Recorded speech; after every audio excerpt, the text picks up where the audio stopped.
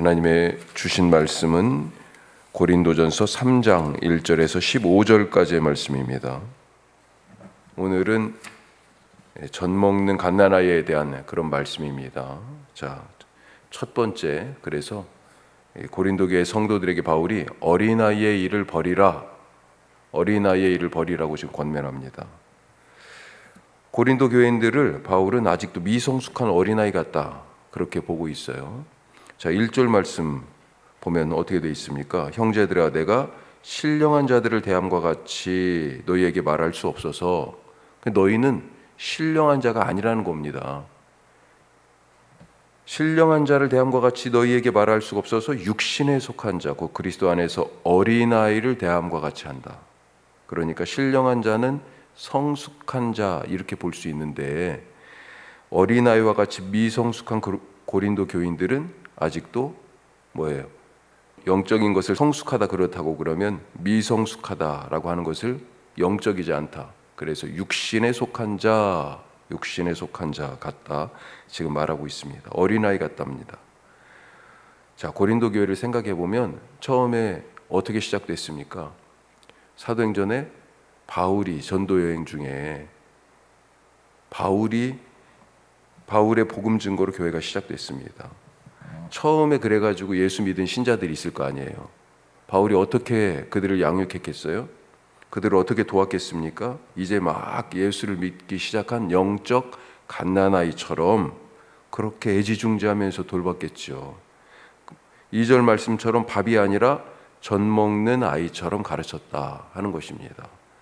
자, 처음에는 그랬어요. 이제는 어때야 될까요? 더 성장해서 밥을 먹을 정도가 돼야 될 텐데 지금도 여전히 응애응애하고 있는 젖먹이 같다 말하고 있습니다. 수준이 그래요. 왜 바울은 고린도 교회가 성장이 지체된 여전히 젖먹이 수준의 갓난아기 교회다 이렇게 말하고 있을까요? 3절에 나와 있습니다. 같이 한번 읽어보죠. 3절, 너희는 아직도 육신에 속한 자로다. 너희 가운데 시기와 분쟁이 있으니 어찌 육신에 속하여 사람을 따라 행함이 아니리요. 아까 1절에 이미 육신에 속한 자는 뭐예요? 미성숙한 갓난아이, 어린아이, 지금 이렇게 얘기했잖아요. 그런데 그 이유가 여기 나와요. 아직도 육신에 속한 자. 이유가 뭐라고요? 너희 가운데 시기와 분쟁이 있는 걸 보니까 아직도 영적으로 덜 자란 갓난아기 수준이구나. 아이들이 먹을 것 가지고 다투죠. 그렇죠? 딱지 가지고 다툽니다. 장난감 가지고 다퉈요. 어른들이 볼 때는 아이고 저게 뭐라고 그런 생각이 들죠. 그런데 그것 때문에 토라지고 울고 떼쓰고 바닥에 들어 눕고 시기와 분쟁하는 모습을 보니까 지금 그렇다는 것입니다. 시기와 분쟁의 이유는 뭐예요?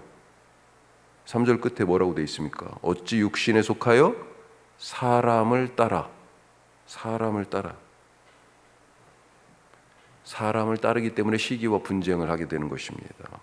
그리스도의 제자는 그리스도를 따르기 때문에 그리스도의 제자인 거죠. 그런데 실제는 포장지만 멋들어진 예수 이름이고, 바울을, 아볼로를, 베드로를 브랜드 삼아가지고 바울을 앞세우고 아볼로를 앞세우고 베드로를 앞세워가지고 자기 뜻을 관철하거나 이 고린도 교회 공동체의 교회 주도권을 잡으려고 하는, 이걸 뭐라고 얘기합니까? 패거리 문화라고 얘기하는 거죠. 패거리. 지금 파벌이 패거리잖아요. 왜 패거리를 만들었겠어요? 조선이 당쟁이라는 패거리 문화로 망하지 않았습니까? 국가의 이익과 백성들의 안전하고 평온한 삶이 우선순위가 되지 않고 뭐가 우선순위예요? 우리 파벌, 우리 학파, 우리 가문, 우리 학파, 우리 파벌이 권력을 잡고 그리고 왕을 좌우하고, 목적이 뭐예요? 우리가 우선순위인 거예요. 이 패거리 문화가 뭐예요? 그래서 내가 정답이라는 것입니다. 그렇게 사람들을 끌어모으고 우르르 몰고 다니고 동조하지 않으면 다 비난의 대상이 되고 적으로 삼습니다. 편가르기죠. 사회에서도 비판받을 짓인데, 그런데 하물며 예수님의 몸된 교회에서 이런 일을 하고 있어요. 이런 육체의 일, 어린아이의 일을 버리라, 그렇게 말씀합니다. 사실 패거리 문화는 어디에서부터 시작이에요? 비난, 수군수군에서부터 시작입니다. 그게 작은 씨앗이 돼요. 그리고 그렇게 같은 생각을 갖고 있네, 그런 일들에 그런 사람들이 모이게 돼 있는 거예요. 아주 작은 것인데 그것이 씨앗이 돼요. 어린아이의 일을 버리라, 주님이 말씀하십니다. 두 번째, 신앙은 중심이동이다. 중심이동. 원래 내 삶에 하나님이 없을 때, 예수님 만나기 전에, 성령님이 인도하시기 전에, 그 인도하심을 따르기 전에 내 삶의 중심은 나였습니다. 내 뜻을 관철했잖아요. 그런데 지금 성령님을 따라가잖아요. 예수님의 말씀을 따르는 제자잖아요. 그렇죠? 그 전에 모든 게 다 나를 위한 거였어요. 중심이 나였습니다. 내 감정이 중요하고 내 생각이 중요하고 내 말이 먹혀야 되고 내가 중요했어요. 그런데 예수를 믿으니까 중심이 이동합니다. 내가 중요하지 않고요, 예수님이 중요합니다. 내 뜻이 중요하지 않고 하나님의 계획과 하나님의 뜻이 더 소중합니다. 자, 나에게서 하나님으로 중심이 이동됐어요. 자, 6절 말씀 한번 보십시다. 6절, 나는 심었고 아볼로는 물을 주었으되 오직 하나님께서 자라나게 하셨나니. 자, 이렇게 얘기해요. 고린도 교회에 이렇게 하나님이 일하신 거예요. 그런데 만약 지금 바울도 자타가 공인하듯이 바울이 심은 교회예요. 내가 개척한 교회예요. 그렇죠? 바울이. 만약 바울이나 아볼로가 나 중심의 이기적이고 미성숙한 신앙을 가진 사람들이었다면 고린도 교회를 두고 내가 심었어, 내가 개척했어, 그 사람들 내가 세례줬어, 내가 그들 제자 훈련시켰어, 내 제자야, 그렇게 말할 것입니다. 고린도 교회는 자기 없었으면 여기까지 못 왔다. 저 사람들 예수 믿게 되고 지금 교회에서 저만큼 된 거 다 내 덕인데, 저 교회 지금 저만큼 부흥하게 된 게 내 공로인데, 자기 몫을 주장했을 거예요. 그런데 심었다고 자라고, 물 주고 거름 주었다고 열매 맺습니까? 심어도 나지 않는 것 있고요, 물과 거름을 그렇게 열심히 주고 가꿔도 말라 죽습니다. 각자의 역할이 있지만 그건 그것대로 상을 받을 것이고, 결국은 뭐예요? 모든 것을 결정하시는 분은 하나님이시다. 결국 심고 물 주는 행위, 이것 자체로 이것이 자라는 것이 아니고, 자라서 열매 맺는 게 아니고, 자라고 열매 맺게 하시는 분, 그분은 바로 하나님이시다. 가끔 교회에 대한 자기 지분을 주장하는 자들이 있습니다. 목회를 은퇴하면서 어떤 목사님들은, 어떤 장로님들은, 집사님들은, 권사님들은 내가 교회 지었어, 내가 이만큼 헌금을 했어. 하나님이 어이없어 하십니다. 우리 모두는 각자 주신 대로 일했을 뿐입니다. 자기 일한 대로 상 받는 일꾼일 뿐이에요. 이 교회에 대하여, 그리고 하나님의 나라에 대하여 우리에게는 지분이 없어요. 하나님이 주인이시다. 예수님의 몸이다. 자, 세 번째, 기초가 잘못되면 흔들립니다. 요 근래에 서울에서 다리가 철거하다가 일부가 무너져가지고 사람들이 또 죽는 일이 있었고, 지금 불안불안한 일이 또 삼성역 GTX 공사하는데 지하 5층에 어마어마한 깊이죠. 그 밑으로 지금 GTX가 지나간다는데 거기에 철근이 누락돼 가지고 야, 이거 안전하냐 지금 시비가 붙었습니다.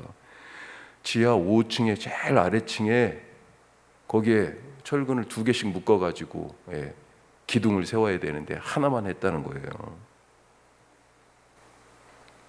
밑에 기초가 그렇게 부실하게 여겨지면요, 불안하죠.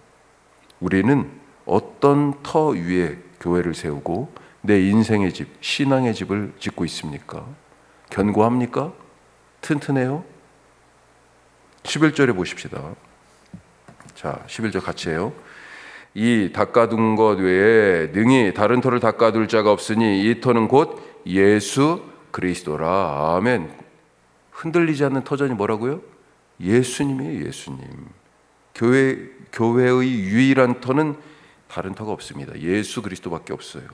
그래서 예수님은 베드로에게 그 터전이 바로 나인 것, 예수님 자신인 것을 어떻게 인식시켰어요? 내가 누구냐고 물어봤죠. 베드로가 그래서 예수님에 대한 신앙을 고백하지 않았습니까? 신앙 고백한 베드로에게 예수님이 뭐라고 그래요? 내가 너 위에다가 교회를 세우리니. 그 신앙 고백 위에 무엇에 대한 신앙 고백이요? 예수님에 대한 신앙 고백 위에. 우리는 예수 그리스도라는 기초 위에 교회로 세워지는 것입니다. 따라서 내가 교회가 된다는 말, 이것은 예수님이 내 삶의 바탕이 되신다는 거예요.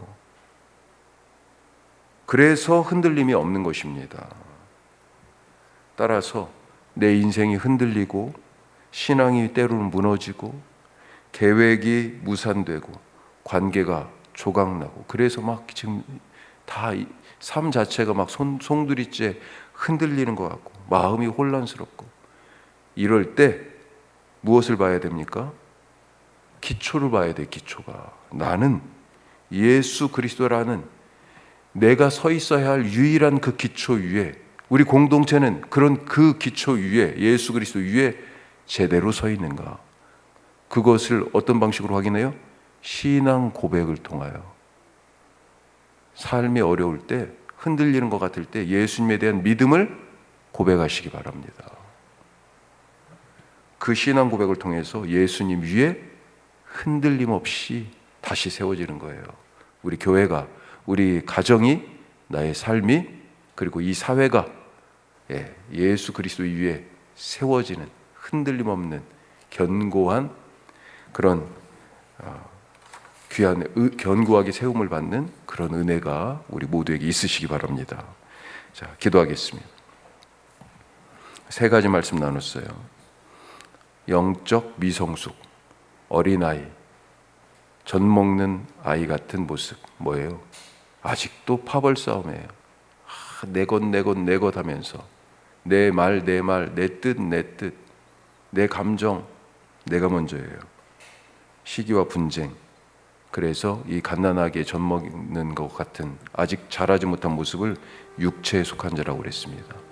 주님, 영적으로 성숙하게 해 주옵소서. 신앙은 중심이동입니다.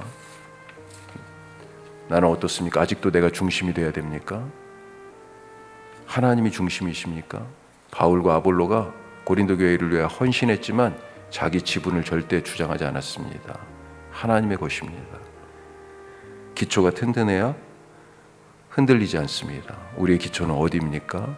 예수 그리스도예요. 오늘 이 말씀 기억하면서 주님 말씀대로 살게 하여 주옵소서 기도하시고 오늘은 우리 자녀들을 위해서 기도하십시다.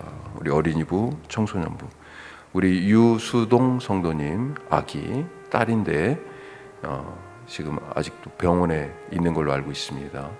저도 지금 연락이 좀 쉽지가 않더라고요. 우리 유수동 성도님 딸 위해서 잘 성장해서 인큐베이터에서 엄마 품으로 속히 오게 하옵소서 기도하시고 우리 혁신도시 아이들이 참 많아요. 초등학교 2개 2,000명이 넘습니다. 우리 어린이들 주님 앞으로 인도해 주시옵소서. 우리가 그 인도하심의 통로가 되게 하옵소서.